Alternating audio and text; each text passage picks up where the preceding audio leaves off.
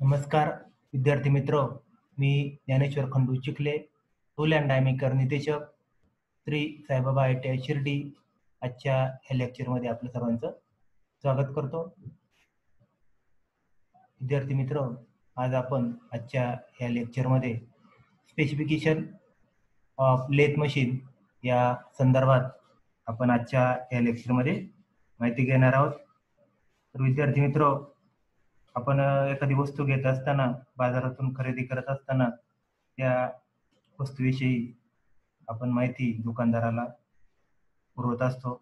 उदाहरणार्थ आपल्या सर्वांचं आवडीचं उदाहरण जर द्यायचं म्हटलं तर आपण मोबाईल खरेदी करताना त्या मोबाईलची कंपनी, उदाहरणार्थ सॅमसंग, विवो, त्याचप्रमाणे त्या मोबाईलची साईज 5.5 इंच अथवा 6 इंच स्क्रीन, त्याच्यामध्ये 64 GB स्टोरेज कॅपॅसिटी, 4 किंवा 8 GB रॅम, अशा प्रकारे आपल्याला आवश्यकतेनुसार आपण अशी माहिती ती मोबाईल खरेदी करताना पुरवत असतो. तशाच प्रकारे आज आपण स्पेसिफिकेशन ऑफ लेथ मशीन संदर्भात माहिती घेत असताना मशीनची ओळख होण्याकरिता किंवा बाजारातून मागणी मशीनची करण्यासाठी त्या विशिष्ट मशीनची ठराविक वैशिष्ट्ये द्यावी लागतात. त्याला मशीनची वैशिष्ट्ये म्हणजे स्पेसिफिकेशन असं म्हटलं जातं.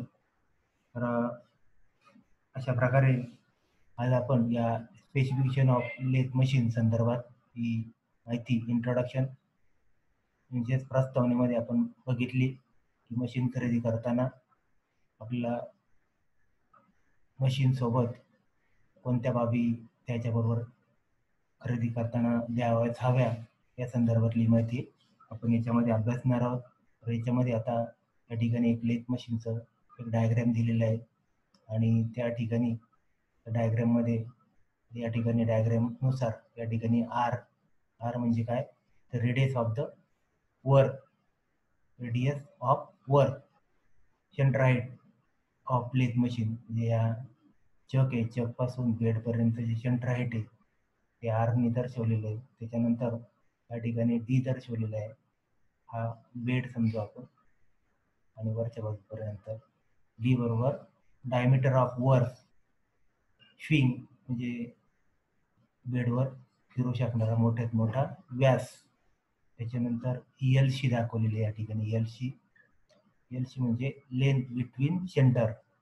तर या ठिकाणी हेडस्टॉक सेंटर आणि टेस्टॉक सेंटर या दोघांच्या सेंटरमधील अंतर म्हणजे LC, म्हणजे ते किती अंतर आहे हे त्या ठिकाणी नमूद करावं लागतं. त्याच्यानंतर LB म्हणजे या ठिकाणी दिले LB, length of the bed, म्हणजे बेडची लांबी मशीन खरेदी करताना देखील या बाबी द्यावे लागतात. त्याचबरोबर खालील मुद्द्यांच्या आधारे लेथ सेंटरचा तपशील स्पेसिफिकेशन ऑफ लेथ संदर्भात देताना सांगितला जातो किंवा नमूद केला जातो.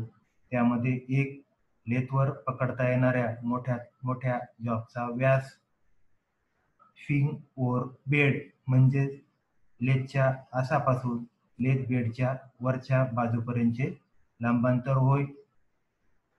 तर दुसरा मुद्दा असं सांगता येईल, बेडची लांबी.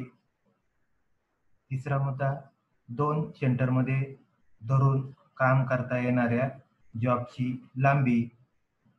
4, बेड वेजची लांबी. 5, आटे किंवा थ्रेड कापले जाण्याची मर्यादा.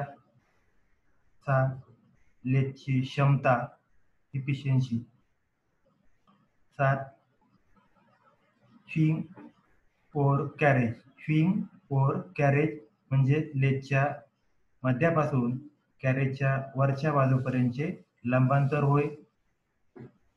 8, क्रॉस स्लाइड व कंपाऊंड स्लाइडवर असलेल्या कॉलमवरील मापन खुणापैकी प्रत्येक खुणेची किंमत होय. पुढचा आकडा 9, उपलब्ध असणाऱ्या स्पिंडल स्पीडची मर्यादा.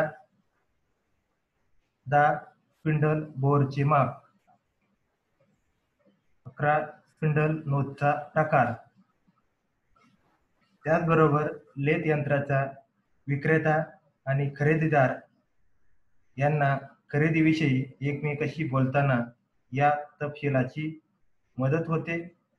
त्याचप्रमाणे लेथ मशीनवर काम करणाऱ्या व्यक्तीस एखादे दिलेले काम दिलेल्या लेथवर करता येईल किंवा नाही हे या स्पेसिफिकेशन ऑफ लेथ यावरून समजत असते. अशा प्रकारे आज आपण आजच्या या लेसनमध्ये स्पेसिफिकेशन ऑफ लेथ मशीन संदर्भात माहिती घेत असताना आपण मशीन नवीन खरेदी करताना किंवा बाजारातून तिची मागणी नोंदवताना त्या मशीनची विशिष्ट अशी ठराविक वैशिष्ट्ये आपण खरेदी करताना द्यावी लागतात. त्यास स्पेसिफिकेशन असं म्हटलं जातं. त्या संदर्भात आज आपण या प्रकरणामध्ये सखोल अशी माहिती या काही ठराविक मुद्द्यांच्या आधारे आपण बघितली. विद्यार्थी मित्रो, आपण सर्वांना ही माहिती समजली असेल. तर अशाच प्रकारे वेगवेगळे व्हिडिओच्या माध्यमातून आपण याही पुढे भेटत राहू. धन्यवाद. तर विद्यार्थी मित्रो, व्हिडिओ पाहिल्याबद्दल आपले मनपूर्वक धन्यवाद.